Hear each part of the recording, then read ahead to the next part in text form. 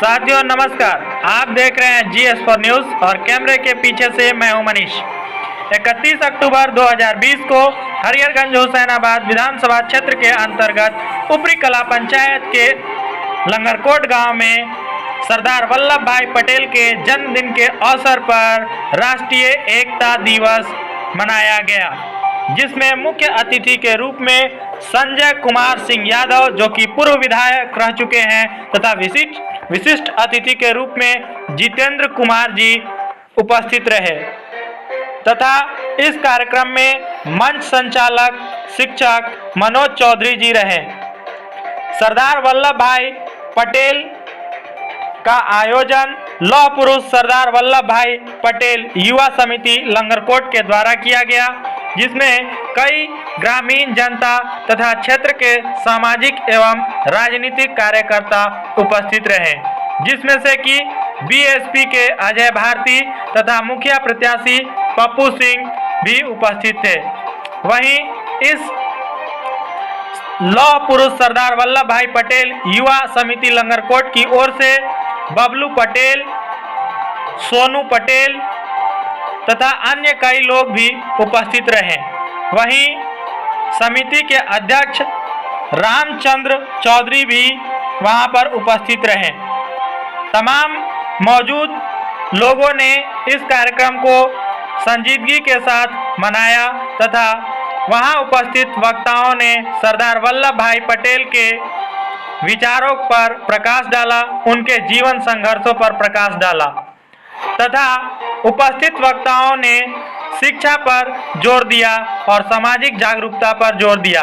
विशेष रूप से वक्ताओं ने महिला शिक्षा पर जोर दिया, जिसमें महिला शिक्षा की ओर जागृति फैलाते हुए वक्ताओं ने कहा कि बेटे को पढ़ाना अनिवार्य है, लेकिन बेटियों को पढ़ाना उससे भी अनिवार्य है।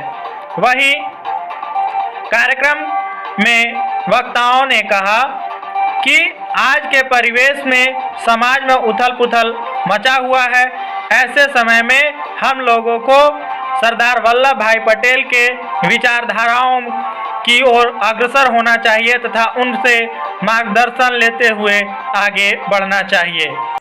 वहीं युवा सामाजिक कार्यकर्ता सह छात्र नेता गौतम पटेल ने कहा कि आज जो अखंड भारत का हम लोग स्वरूप देख पा रहे हैं, अगर सरदार वल्लभ भाई पटेल नहीं होते तो यह सपना नहीं सच हो सकता था। अभी आगे हम आपको कुछ वक्ताओं के बयान भी सुनाएंगे, लेकिन उससे पहले सरदार वल्लभ भाई पटेल से संबंधित कुछ बातें मैं आपको बताना चाहूँगा।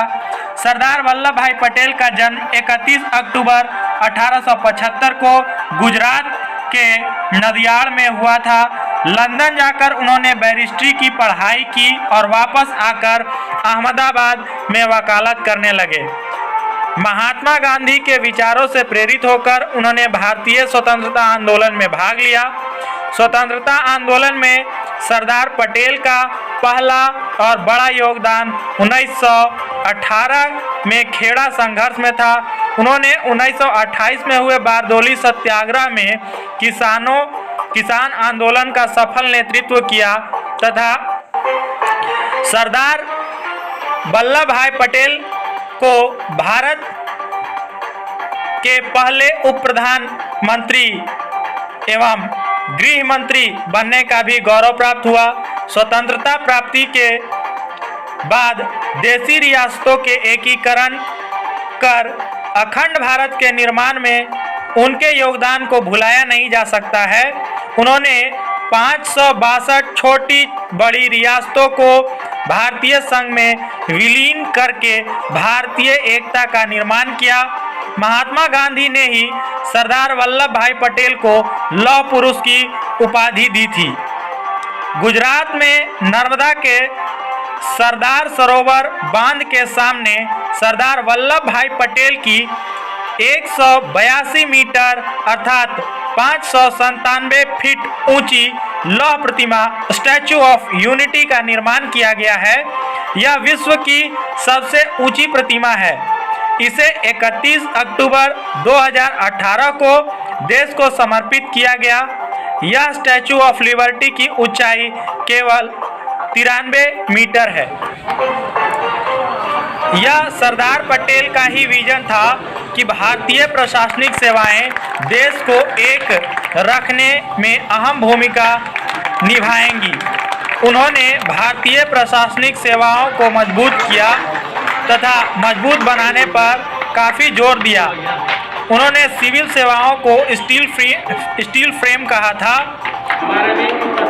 बारडोली सत्याग्रह के सफल होने के बाद वहां की महिलाओं ने वल्लभ भाई पटेल को सरदार की उपाधि प्रदान की थी। किसी भी देश का आधार उसकी एकता और अखंडता में निहित होता है और सरदार पटेल देश की एकता के सूत्रधार थे। इसी वजह से उनके जन्मदिन को राष्ट्रीय एकता दिवस के तौर पर मनाया जाता है। सरदार वल्लभ भाई पटेल जी का निधन 15 दिसंबर 1950 को मुंबई में हुआ था तथा सन 1991 में सरदार पटेल जी को मरणोपरांत भारत रत्न से सम्मानित किया गया था। तो अब सरदार वल्लभ भाई के जीवन संघर्षों पर संक्षिप्त जानकारी देने के बाद कार्यक्रम के समापन के बाद मैंने कमेटी के सदस्यों से तथा वहां मौजूद छोटे बच्चों से भी इस कार्यक्रम के बारे में राय लिया, जिसको कि मैं आपको सुनवाऊंगा वीडियो के अंत में। लेकिन उससे पहले सुनिए कार्यक्रम में कुछ वक्ताओं को कि उन्होंने क्या कहा। तो चलिए सुनते हैं। हम लोगों के लोकप्रिय सभी लोगों को मेरी तरफ से नमस्कार, जय हिंद। आज लौह पुरुष पटेल जी का जन्म तिथि है। इनके बारे में सारे बहुत कुछ बोले, कुछ बोलने का कुरान नहीं, लेकिन इतना जरूर कहूँगा कि उन्हीं का देन है कि आज भारत का मानचित्र, ये परिधि देखते हैं इस मानचित्र का, ये परिधि बाउंड्री लाइन, और उन्हीं का देन है इतनी बड़ी भारत आज अखंड। अगर पटेल जी इस समय अपने बुद्धि से काम नहीं लिया होते तो शायद भारत के अंदर कुछ और देश आज तक भी बने होते। इसलिए पटेल जी का ऋणी हम सारे लोग हैं कि पटेल जी के कारण भारत अखंड है और विश्व की महाशक्ति बनने जा रहा है। और पटेल जी काश भारत का कुछ और पद तो होते तो शायद भारत की समस्या कुछ और कम होती। ये सब हम सब जानते हैं, लेकिन परिस्थिति के अनुसार आदमी अपने आप को कंप्रोमाइज कर लेता है। माननीय जो पटेल जी थे, हम लोग इस देश के एक बहुत बड़े विभूति थे और इनके पश्चिम पर चलने की सबकी जरूरत है। और मैं जरूर कहना चाहूँगा कि पार्टी धर्म जाति से उठकर पटेल जी एक भारत के सबके लिए थे और इनके मार्गदर्शन हम सबके काम आएंगे। और इतनी लास्ट में भी कहना चाहूँगी हम सब जो इस गाँव के, इस समाज के, इस धरती के लोग हैं, प्रयास करें कि पटेल जी की तरह वो भी अच्छे बने, पढ़े लिखे, क्योंकि देश में विकास का सबसे शॉर्टकट रास्ता जो है शिक्षा। अपने बच्चों को शिक्षा दे रहे हैं तो पटेल जी क्या बोल के हैं, क्या लिख कर हैं, उनको पढ़ पाएगा। श्री पटेल जी के नाम जपने से अगर बच्चों को शिक्षा नहीं देंगे तो फिर जन्मदिन मनाने का कोई मतलब नहीं रहा। जन्मदिन मनाते रहें तो अपने बच्चों को चाहेंगे उसी तरह वो भी बने, अच्छे पद पाए, अच्छे से पढ़े लिखे, ताकि पटेल जी पर कुछ शोध कर सके, कुछ पत्र लिख सके, उनके मार्गदर्शन को, उनके सारा सिद्धांत को देश की जनता को बता सके। इसलिए शिक्षा बहुत महत्वपूर्ण है और मैं चाहूँगा कि इस गांव के लोग अच्छे से इस पर ध्यान दें। और राष्ट्र पर थोड़ा बोलना चाहूँगा कि आपके घर के आंगन में 2 सांप मिले, एक सांप अगर बहुत ज्यादा विषधार है और एक सांप का विष कम है, तो मैं जरूर निवेदन करूँगा आप लोगों से कि आप लोग सोचें कि किस सांप को पहले मारना चाहिए। इसलिए मैं ज्यादा इस कोर्ट में बात बोल के छोड़ देता हूँ। आप लोग मंथन करेंगे कि राष्ट्र हित में, समाज हित में मैंने क्या बोला और किस काम के लिए बोला। जय हिंद, जय भारत। में पुष्प अर्पित करते हुए मंच पर उपस्थित हुसैनाबाद के एसडीपीओ सम्मानित श्री जितेंद्र कुमार जी, राष्ट्रीय जनता दल के प्रवक्ता युवा साथी निराज अली जी, गौतम पटेल जी, परमानंद जी, अजय भारती जी और सम्मानित सभी पत्रकार साथी, अभिभावकगण, युवा साथी, सबसे पहले मैं आप लोगों को सरदार वल्लभ भाई पटेल की जयंती के अवसर पर आप लोगों ने यह कार्यक्रम आयोजित किया, इसके लिए मैं आप लोगों को बहुत बहुत धन्यवाद देता हूँ, खास करके डॉक्टर साहब को, क्योंकि ये सामाजिक कार्यक्रम में बढ़ चढ़ करके भाग लेते हैं। आज हम एक ऐसे महान स्वतंत्रता सेनानी, लौह पुरुष, जिनको भारत लौह पुरुष के नाम से जाना जाता है, देश में अनेक प्रधानमंत्री बने, नेता बने, लेकिन लौह पुरुष की उपाधि किसी को नहीं मिली। वह सरदार पटेल जी को ही लौह पुरुष की उपाधि मिली है, जिन्होंने देश को एकता और अखंडता को मजबूत प्रदान करने के लिए अपने इच्छा शक्ति से आज अखंड भारत कहला रहा है और लौह पुरुष सरदार वल्लभ भाई पटेल का उनकी जयंती हम मना रहे हैं। और जयंती तो हम लोग साल में एक बार मनाते हैं,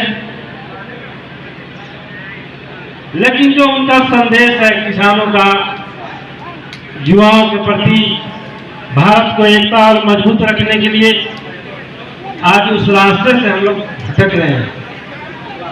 देश उस रास्ते से भटक रहा है। मैं खास करके युवा पीढ़ी से आग्रह करता हूं, गुजारिश करता हूं कि हम लोग सरदार वल्लभ भाई पटेल की जयंती मनाते हैं, लेकिन उनके पद चिन्हों पर चलने का हम लोग काम नहीं करते। उनके दिखाए हुए मार्ग पर हम नहीं चलते हैं, और इसका कारण है कि रास्ते में हम भटक जाते हैं। अगर हमको जाना है रोहतास पहाड़ पर, तो सोने में हम लोग भूल जाते हैं, अपने लक्ष्य को प्राप्त नहीं कर पाते हैं। और लक्ष्य की प्राप्ति तभी होगी जब सरदार वल्लभ भाई पटेल की तरह आपका इच्छा शक्ति मजबूत है। उनकी इच्छा शक्ति मजबूत थी, तभी अनेक रियासत, अलग अलग राज्य में अलग अलग झंडा, अलग अलग उनका सरकार चलाने की व्यवस्था थी। लेकिन सरदार वल्लभ भाई पटेल ने सब लोगों को अपने कुशलता से, बुद्धि से एक एक रियासत को एक में भारत में मिला करके आज अखंड भारत बनाने का काम किया। आप सब लोगों से मेरा आग्रह और गुजारिश है कि सब लोग हमेशा एकता के साथ रह करके, इसीलिए मैंने हुसैनाबाद में जब मैं पहला बार विधायक बना, तो मैं महापुरुषों का सबसे पहले हुसैनाबाद, मोहम्मदगंज से लेकर के हुसैनाबाद में अनुमंडल मैदान में जो हमको वंचित समाज को जिन्होंने रास्ता दिखलाने का काम किया था, मैंने उनका मूर्ति लगाने का काम किया। अम्बेडकर जी का हो या आपका सरदार वल्लभ भाई पटेल जी का हो, या मोहम्मदगंज में ये शहीद जगदेव बहादुर का हो, कर्पूरी ठाकुर जी का हो, और अनुमंडल परिसर में, कार्यालय परिसर में हमने देश की आज़ादी में भूमिका निभाई थी, बाबू कुंवर सिंह के भी मूर्ति लगाने का हम लोगों ने काम किया है। इसलिए कि हमारा जो आने वाला पीढ़ी है, उसको याद करें और उस रास्ते पर चलने का प्रयास करें। इसलिए हम लोगों ने लगाने का काम किया था। आज आप सब लोगों से, अभी हम लोग यहाँ पर उपस्थित हैं, मैं जिस विद्यालय में हूँ, अगर आप लोगों ने अवसर दिया तो निश्चित रूप से इसी विद्यालय में सरदार वल्लभ भाई पटेल की मूर्ति हम लोग लगाने का काम किया। क्योंकि लोकतंत्र में भारत दुनिया का सबसे मजबूत लोकतांत्रिक व्यवस्था है, और एक एक व्यक्ति का अधिकार, एक एक व्यक्ति का सम्मान एक वोट में समाहित है। आज हमारे जैसे अब क्योंकि ये राजनीतिक मंच नहीं है ना, तो बहुत बातें बोलते, घंटों बात हम लोग करते हैं आपस में बैठ करके, आगे नहीं बोलेंगे। लेकिन आपको चाहे जवा रास्ता हो लक्ष्य प्राप्त करने के लिए, चाहे वह राजनीतिक हो, शिक्षा में हो, खेल कूद में हो, समाज में बढ़ चढ़ करके हिस्सेदारी लेने की बात हो, तो सरदार वल्लभ भाई पटेल की तरह अपनी इच्छा शक्ति को मजबूत रखना होगा, तभी आप लक्ष्य को प्राप्त कर सकते हैं। या पढ़ाई में हो, आज हमारी हकमारी हो रही है, हमारे हक को छीना जा रहा है, लेकिन इसके लिए एकता और अखंडता जिस तरह से भारत को आपने मजबूत करने का काम सरदार वल्लभ भाई पटेल ने किया है, उसी तरह से हम सब लोगों की एक गांठ में बंद करके इच्छा शक्ति को मजबूत करके और लक्ष्य प्राप्त करने के लिए आगे बढ़ना होगा, तभी सरदार वल्लभ भाई पटेल का सपना जो है वह साकार होगा। मैं इन्हीं बातों के साथ आप सब लोग यहाँ उपस्थित हैं, युवा साथी खास करके, मैं आप लोगों को बहुत बहुत धन्यवाद देता हूँ। और क्योंकि आज के दिन ही भारत की प्रथम महिला प्रधानमंत्री श्रीमती इंदिरा गांधी जी की आज उनकी निर्मम हत्या कर दी गई थी, इसलिए हम चाहेंगे कि उनके लिए भी 1 मिनट का हम लोग क्योंकि भारत की प्रथम महिला प्रधानमंत्री के लिए था।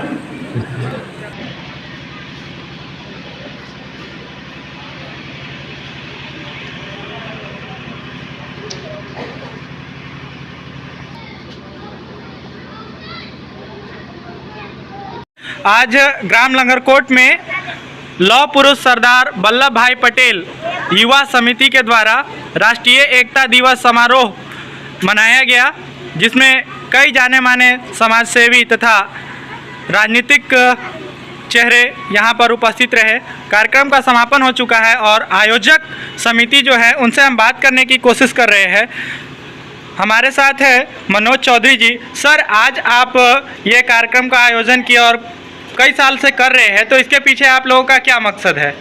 तो मकसद एक ही है कि लोगों में एकता बनाए रखें, और जो उनका मकसद था एकता, देश को एकता बनाए रखने के लिए, चूँकि एकता से ही कुछ हासिल किया जा सकता है। जैसे कि वो जानते थे कि अंग्रेज़ों को भगाने के लिए हम उनसे लड़ नहीं सकते हैं, उनको पूरे देश के लोगों को एकता के सूत्र में बांधे और उसी एकता रूपी जो आंदोलन किए वो बहुत बड़ा आंदोलन हुआ।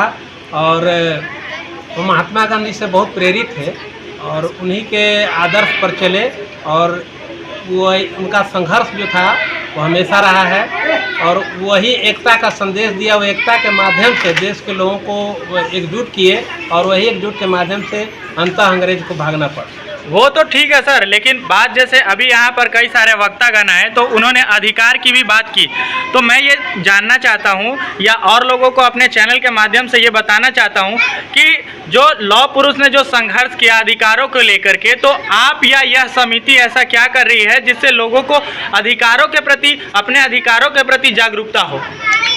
पहले तो अभी भी हमारे देश में बहुत सारे लोग पूरा शिक्षा का जो विस्तार होना चाहिए था वो भी नहीं हो पाया है, और ग्रामीण जनता अभी भी पूर्ण रूप से जागरूक नहीं है। तो जो सरदार पटेल जी बैरिस्ट्री पास करने के बाद यहाँ पर कानून पढ़ने के लिए अपना कानून जो अपना दायरा था उसको अपने देश में आगे करने के लिए उनका जो मतलब था कि वो पूरे देश के लोग शिक्षित हों और कानून को जाने।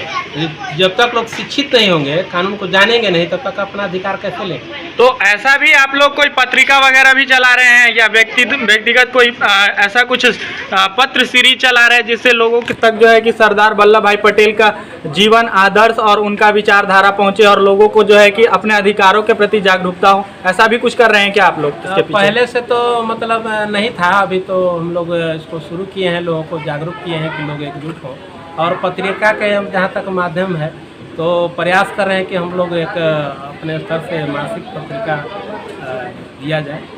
तो ये थे मनोज चौधरी जी जो कि यहाँ कार्यक्रम का संचालन कर रहे थे। तो इनके अनुसार बहुत ही जल्द इस गांव में कुछ ऐसे पत्र पत्रिकाएं भी शुरू की जाएगी जिसके माध्यम से लोगों को अपने अधिकारों को लेकर के जागरूकता फैलेगा और लोगों को सरदार वल्लभ भाई पटेल के बारे में जानकारी मिलेगा। हमारे साथ कुछ युवा कार्यकर्ता भी हैं। हम पूछना चाहते हैं आपसे कि आप सरदार पटेल का जो यह कार्यक्रम आयोजन किए, बढ़ चढ़ के हिस्सा लिए, तो आप इसमें अपने बारे में कुछ बोलना चाहते हैं? यहाँ पे आप क्या संदेश देना चाह रहे हैं इस कार्यक्रम के माध्यम से आप?